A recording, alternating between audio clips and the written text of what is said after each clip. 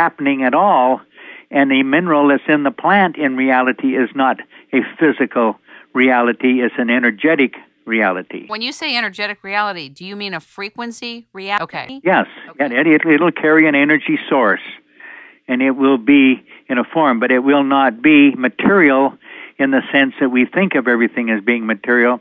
It will be in a frequency form. I have to tell you something. In 2004, I did a radio show with 5 guests on my show, all about water frequency and composition, and was amazed to find out that water has memory, and you can clinically remove agents or chemicals from the water, but you also must remove the frequency associated with those chemicals, otherwise the signature is still in the water. You're absolutely right.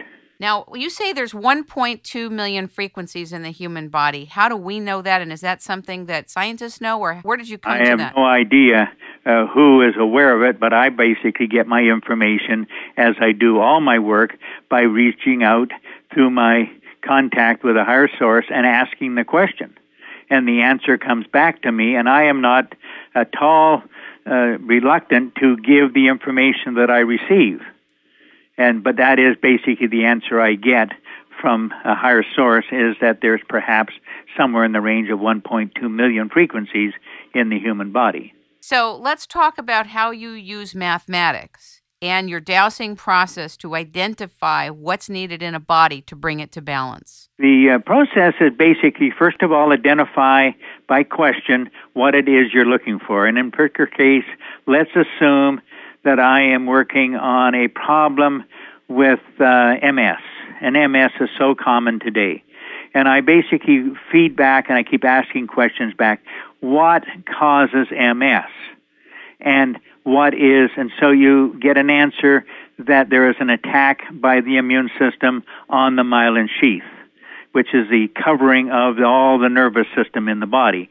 And if that is getting removed, then the nerves become barren and basically subject to interference and obviously result in pain and discomfort. Now, go a step further and ask the next question. Okay, what is setting up the stage for this message? Where is it coming from that the immune system has been instructed and is basically attacking? And you go back, and I get back by asking many questions, that it basically is a message coming from the hypothalamus.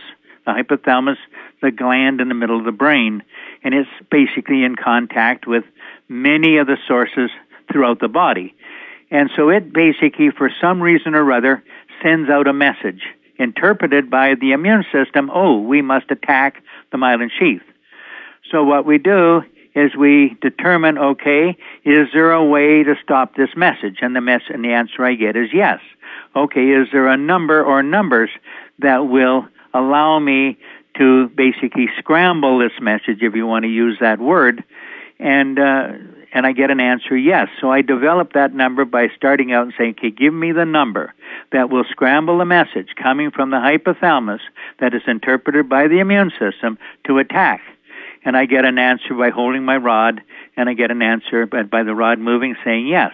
Okay, I start counting 5, 10, 15, 20, 25, 30, 35, 40, 45, 50, 55, 60.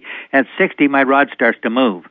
61, 62, 63, 64, it quits. Okay, the first number is 63.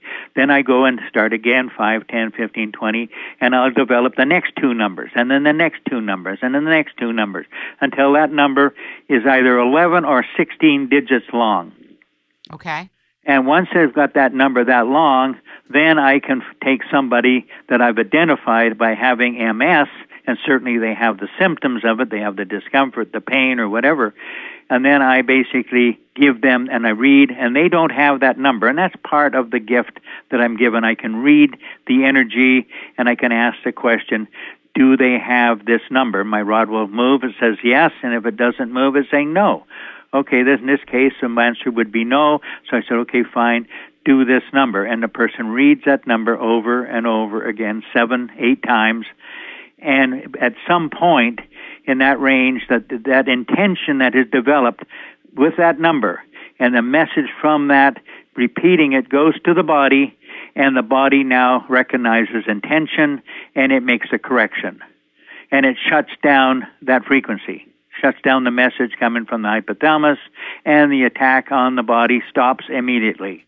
There is no more attack on the body by the immune system. Now the damage has been done. So now that we take another number, which is basically the number that we have developed to activate stem cell regrowth, rebuilding of the myelin sheath. And so we give you that number, and that number is developed exactly the same way, different question, but it developed 2 numbers at a time until we have 11. In this particular case, it's not 16, it's probably something closer to 11. And we give you that number, and you read that number over, and you immediately start the repair of the human body parts that were affected by the MS. And now you will take about 10 minutes, and then I'm able to read where the repair is taking place. I cannot read where the MS is in the body other than the fact the body has it, but I can't be specific where it is. But once the repair starts to take place, and give it about 10 minutes, I can go in then and say, okay, your stem cell repair is taking place, and I can just basically outline where it is, and the person will inevitably tell me that that is exactly where I've had the discomfort. So that goes on for a period of weeks, maybe a period of a month or 2 before it is all gone, and it will ultimately, if you repeat those numbers every day, keep sending the message, it will actually clear up, and basically you're free of the MS, and the repair work has been done, and then there's no more discomfort. It reminds me of almost a Star Trek type of health matrix, if you will. Didn't Royal Rife have something of a similar paradigm in terms of using frequencies for the treatment of disease problems and effects? And I wonder if you could just give us a context for that, because I'm sure you know about Royal Rife.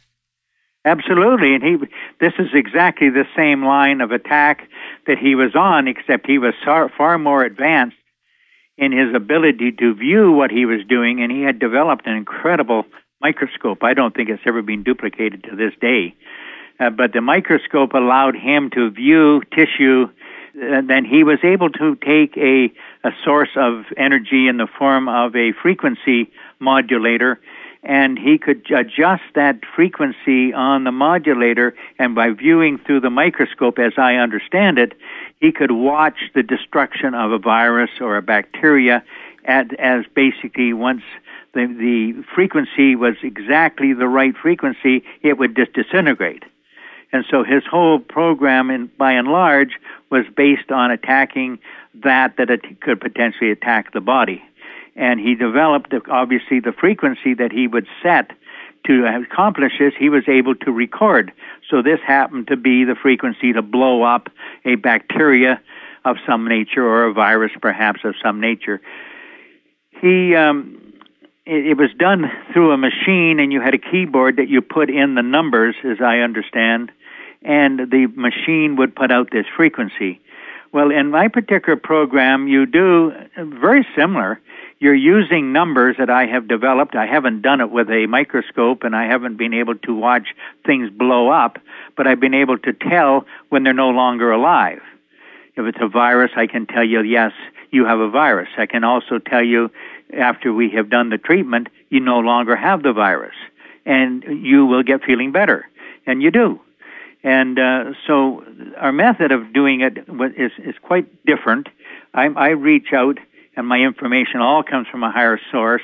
I am not too sure that he was so endowed with that capability, or that he was more endowed with his own mind and his own mechanical approach to accomplishing the same thing. I think the microscope that you were referring to, if I remember years ago, when I was looking into Royal Rife and his contributions, the microscope was so remarkable because you could see living organisms versus dead organisms. I think what he was talking about was live material. That microscope, I think, was destroyed, too. It was, as far as I know. Yeah, it was an absolute shame because I don't think there's anything like it ever been developed. Let's talk about your nano water. There's such a huge focus now on water, and so many people are concerned about it, not only with the mistreatment of water and the wrong clinical information and fluoridating water. Let's talk about your